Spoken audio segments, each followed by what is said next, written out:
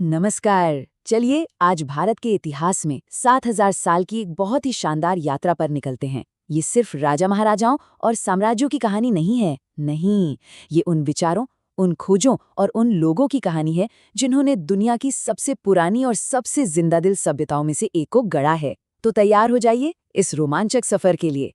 जरा इस टाइमलाइन पर एक नजर डालिए।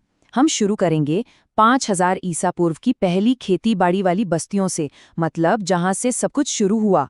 और फिर वहां से हम गुजरेंगे बड़े बड़े शहरों, ताकतवर साम्राज्यों और महान विचारों के दौर से और पहुंचेंगे 1800 ईस्वी तक, जहां से एक नए युग की शुरुआत हुई। ये एक वाकई में अविश्वसनीय यात्रा होने वाली है। तो ये है हमारा आज का रोड मैप।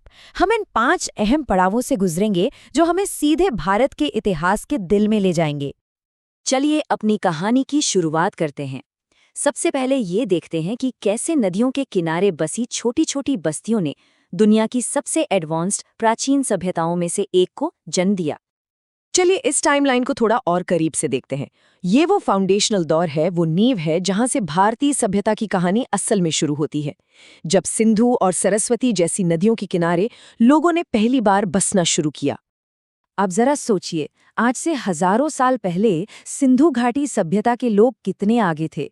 उनके पास एकदम प्लान शहर थे जिनमें सीधी सड़कें और कमाल का ड्रेनेज सिस्टम था, बिल्कुल आज के मॉडर्न शहरों जैसा। ये सभ्यता मिस्र और मेसोपोटामिया की टक्कर की थी।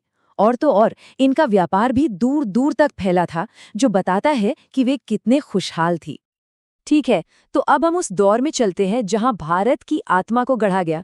ये वो दौर था जब बड़े बड़े विचार, दर्शन और एक ऐसे साम्राज्य का जन्म हुआ जिसने इतिहास का रुख ही मोड़ दिया।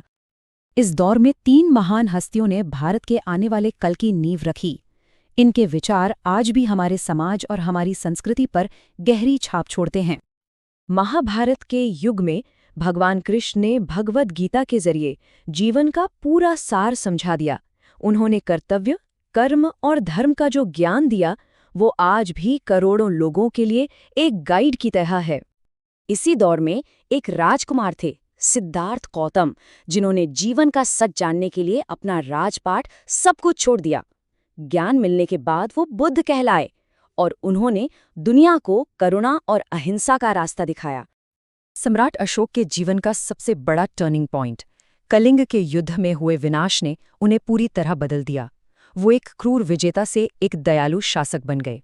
उन्होंने हिंसा को छोड़कर शांति और लोगों की भलाई का रास्ता चुना, जो आज भी एक मिसाल है। अब हम इतिहास के एक ऐसे दौर में चलते हैं जब भारत पर बाहरी हमलों का खतरा मंडरा रहा था और एक वीर राजा ने अपनी धरती की रक्षा के लिए सब कुछ दांव पर लगा दिया था। देखिए, ये दौर कितना छोटा है लेकिन कितना अहम। इन कुछ ही सालों में भारत का भविष्य तय होने वाला था और इस कहानी के हीरो थे पृथ्वीराज चौहान। पृथ्वीराज चौहान सिर्फ एक राजा नहीं थे, वो हिम्मत और स्वाभिमान का प्रतीक थे। उन्होंने विदेशी हमलावरों के खिलाफ आखिरी बड़ी लड़ाई लड़ी। उनकी बहादुरी के किस्से आज भी लोगों को प्रेरणा देते हैं। इन 2 लड़ाइयों की कहानी किसी फिल्म से कम नहीं है ना? पहले युद्ध में इतनी शानदार जीत और फिर ठीक 1 साल बाद धोखे की वजह से हार।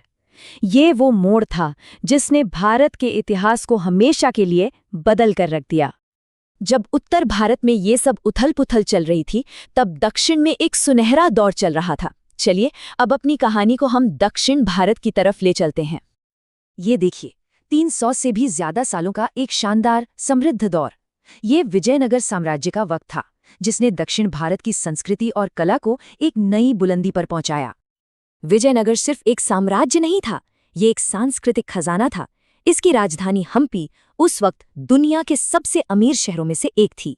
यहाँ के मंदिर, महल और बाजार इसकी शान की कहानी आज भी कहते हैं।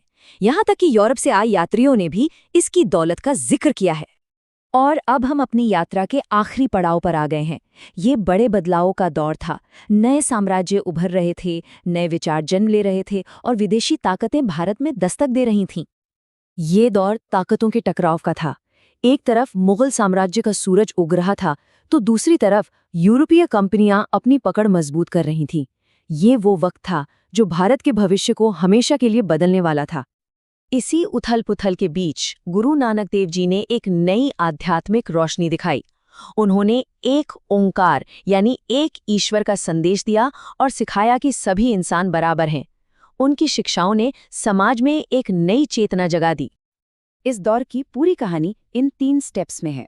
पहले बाबर ने तोपों के दम पर मुगल साम्राज्य की नींव रखी, फिर शिवाजी महाराज के नेतृत्व में मराठों ने उन्हें जबरदस्त चुनौती दी, और आखिर में इन दोनों की लड़ाई का फायदा उठाकर यूरोपीय कंपनियों ने धीरे धीरे भारत पर अपना कब्जा जमा लिया।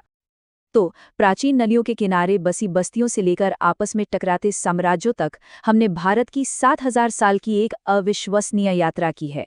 ये सिर्फ हार और जीत की कहानी नहीं है, बल्कि ये उन लोगों की कहानी है जिन्होंने हर मुश्किल का सामना किया और कभी हार नहीं मानी। और अब मैं इस सफर को इस सवाल के साथ खत्म करना चाहूंगा, भारत के इस 7000 साल के लंबे इतिहास की कौन सी विरासत, कौन सी सीख आज भी हमारे जीवन में सबसे ज्यादा मायने रखती है? इस पर जरूर सोचिएगा।